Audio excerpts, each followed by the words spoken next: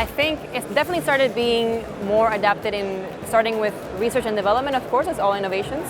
And now slowly is being a little bit more adapted in small, medium companies for low-run production, not just for prototyping. So yeah, I guess it went from research to prototyping for real cases to actual use of low-run productions, and now hopefully soon to end parts as well. It has developed to a real technology that shows that not only prototyping is possible, it shows first results in industrial applications, and it has become a technology that some of the users already rely on when it comes to substitutions, copying parts. And it has proven to be a technology that can also be certified. So we're a service provider, so we really have a lot of freedom when it comes to 3D printing technologies.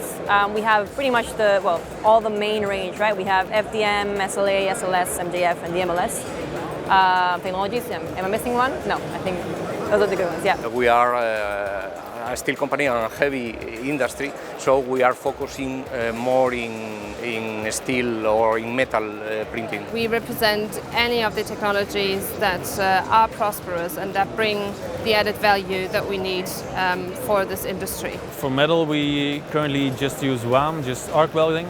With the robot, it's just 3D printing in such a way as just a simple welding robot with some clever software, of course. So it is very approachable, it's scalable. We also use some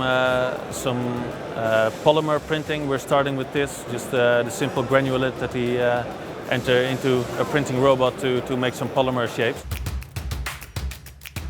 Oh yeah, well, so that's kind of also what I talked about in my presentation. It's about essentially having a lot of design freedom and design flexibility throughout the whole of the process. So yeah, you're kind of not constrained anymore because of the manufacturing constraints of traditional industries. A lot of the time, when you design a part, you really think about like, okay, how am I actually going to manufacture this? And usually that's quite limiting. Whereas with 3D printing, it kind of opens up a little bit more of those possibilities in terms of complex geometries and also flexibility of design after production as well. Yeah, what I said is currently we have a lot of drawbacks. Some parts are very difficult to make, to shape. With additive manufacturing, we can make any shape.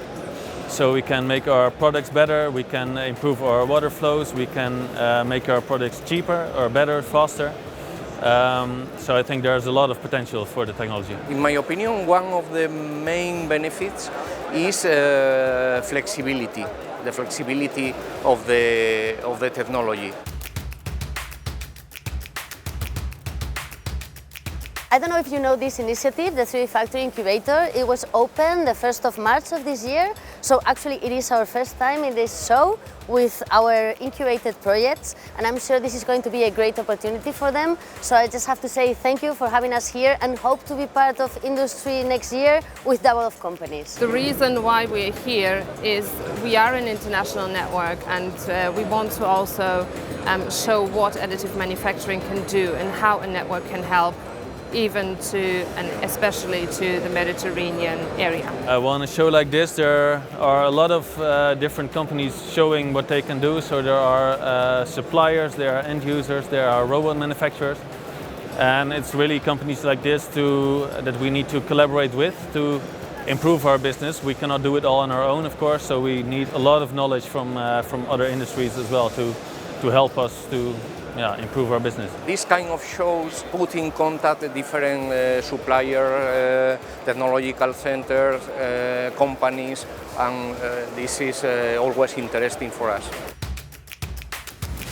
In 10 years we will have more parts of our ships printed. Printing will be cheaper and easier and faster. We can do it locally at our own shipyards. That's a very good question. It could go a few different ways. So I think if we start coming up with quality standards for 3D printing, I think it could definitely not replace the traditional manufacturing technologies, but complement them. And especially in research and kind of a little bit more experimental projects, that would definitely be a complementary technology for manufacturing, yeah.